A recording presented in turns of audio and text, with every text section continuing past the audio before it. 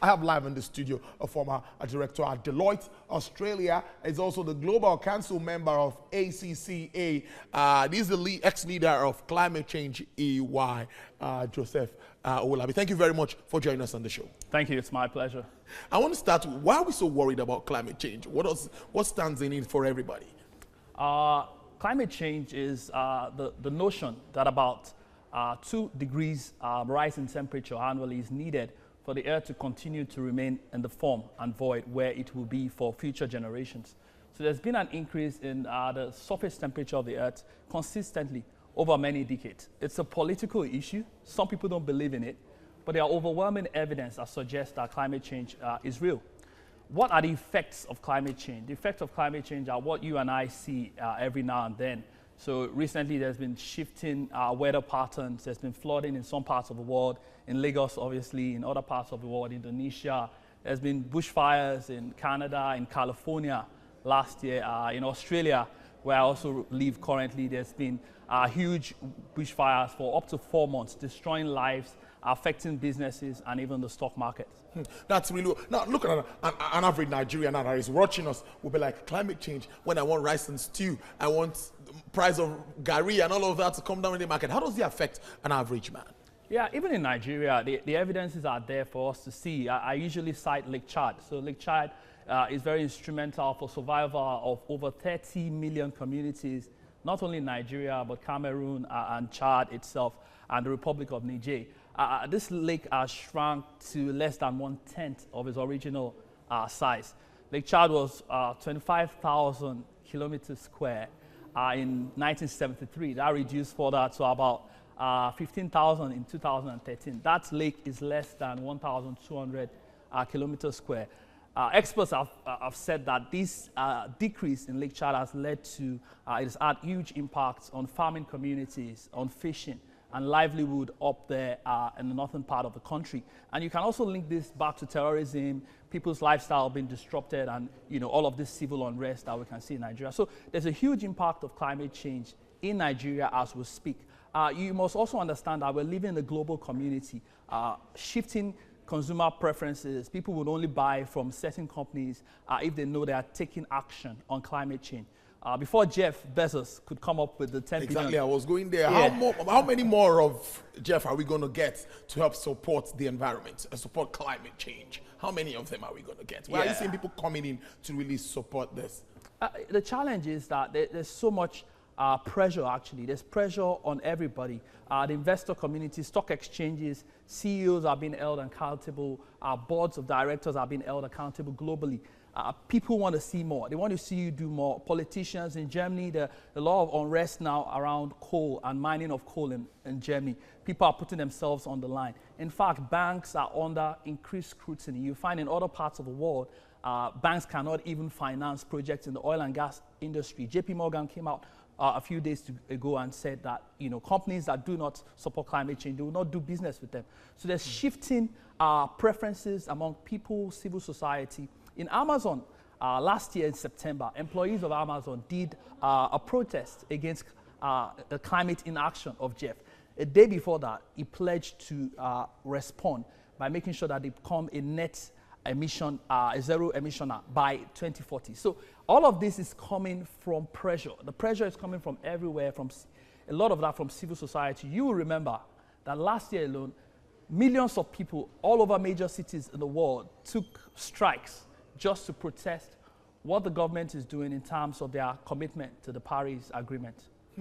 So I'm looking at the oil and gas industry now, where there are a lot of emissions, a lot of all of this, flares and all of that in this part of the world. How well do you see? Maybe in some time we might move away from oil. So what's really going to happen? What's the safety of businesses like this? Unfortunately, businesses are not safe, right? So climate change brings with itself, it brings risk as well as opportunities. I won't focus too much on the risk, but the risks are there. I told someone today, in 1955, only 61 companies that were part of the Fortune 500 in 1955 existed as at 2013. Wow. So we had a digital disruption to the likes of Google, Amazon, Facebook. These were companies that were not there 20, 15 years ago, LinkedIn. We're going to have a climate disruption.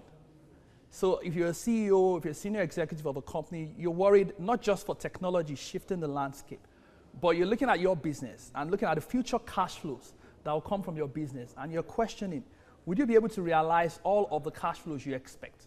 So you see companies, even in the extractive industries, the like of Total, are shifting their strategy, moving from a pure crude oil business to gas, which is more cleaner. Yeah. So this has called for action. Key decision makers, business owners are looking at their strategy and saying, is this future proof? Are we sure we'll be in business in the next 20, 30 years? Yeah. That is really, let's move to something that's also very interesting, talking about sustainability reporting. Reading through that, I saw that this is a platform for communicating sustainable performance and impact, whether positive or negative. How does that come to you? Tell us more about what you think about it and what it really means. Yeah, so in the 1960s, it was all about your financial statement. Do you have enough cash in your business? Do you have assets? Do you have less liabilities? Is the company viable based on pure analysis of the numbers? This is also shifting. People, again, customers, regulators, investors are asking questions beyond how much money do you make. They're asking questions around how do you treat your employees. They're asking questions about the social impact. You operate a business somewhere. What are you doing? It would interest you that last week there was an appeal that was lost by the government in Britain because they tried to build a third runway in Heathrow Airport. But some people stood up and said, no, it's going to impact on the livelihood of people. There's going to be noise pollution. And they lost that. The government itself lost that case. So you will find that, like I mentioned, investors are asking questions. So companies are now providing a separate report, which is different from their annual financial statement, telling the story of how the impact they're having on the social and also environmental is being managed. So that's your sustainability report would show what is your stand in terms of your governance principles, how is your board structured, what impact are you having on the environment, how are you taking efforts and action to reduce that impact over the long term. How well are firms, real firms, international organizations, I know you work for many of them, consult for many of them, how well are they taking advantage of this report? Oh, it's, sustainability report has increased, the uptake has increased significantly over the last 30 years. You find that even in Nigeria here, the Nigerian Stock Exchange has put forward its own guidelines in terms of reporting on sustainability reporting. You find a number of the banks, there's also a code, Nigerian Sustainable Banking Principles, whereby all of the big banks, mortgage institutions, and all of those lending cash to the market are also being compelled to report on sustainability. So the uptake is very high globally, not just in Nigeria, but you find that in Nigeria, a number of entities now have to report that because they want to communicate not to only the investor community. The employees want to know. So people now don't just work for a company. They want to know what is the passion of our CEO towards protecting the environment for not just our generation, but for future generations.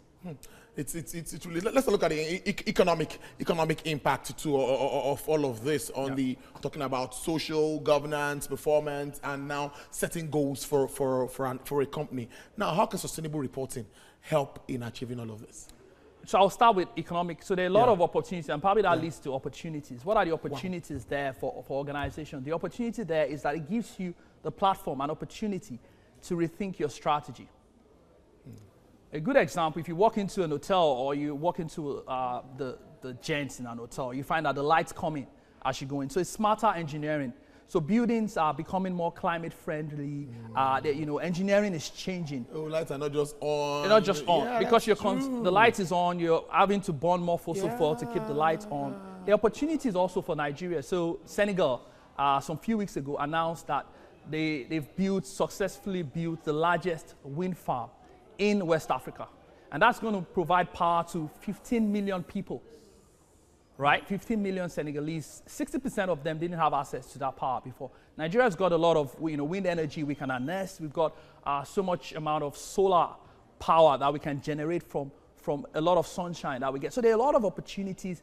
I believe that in the next 10 or 20 years, you find industries that were never there before, companies that were never there would emerge, right, to meet this need. So it's not just risk.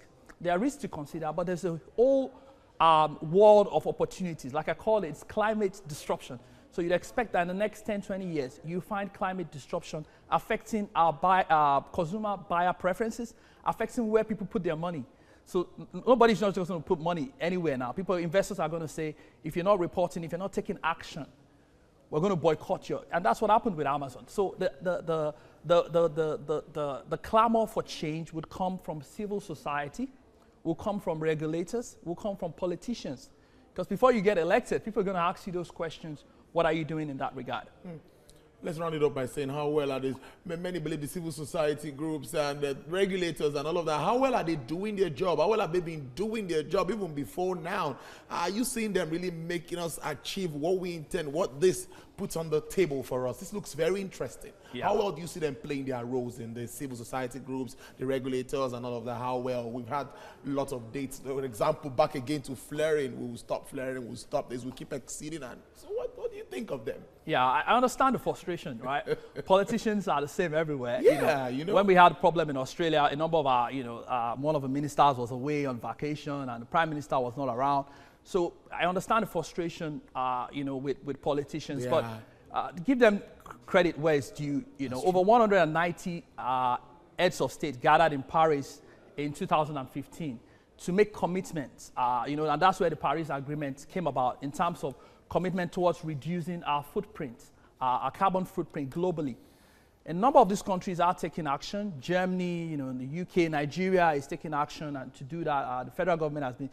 But the critics are saying that's not enough. Yeah, so it starts with you and I, never enough. Right? How do you conserve water when you're brushing your teeth in the morning, when you're taking your bath in the morning? How much of the light, if you don't need the light, do you put it on? Basic, actions and habits that we can formulate to help reduce some of these footprints. But it's a long way to go. I hope we'll get there soon. We've started the move already. I must thank you very much, Joseph Owolabi, global, you wear many caps, Global Council member of the ACCA, the former director, Deloitte Australia, leader of climate change EY. Thank you for your time on the show. I'm sure whenever you're in Nigeria, we'll surely have you again to talk. The pleasure is mine. Thank you.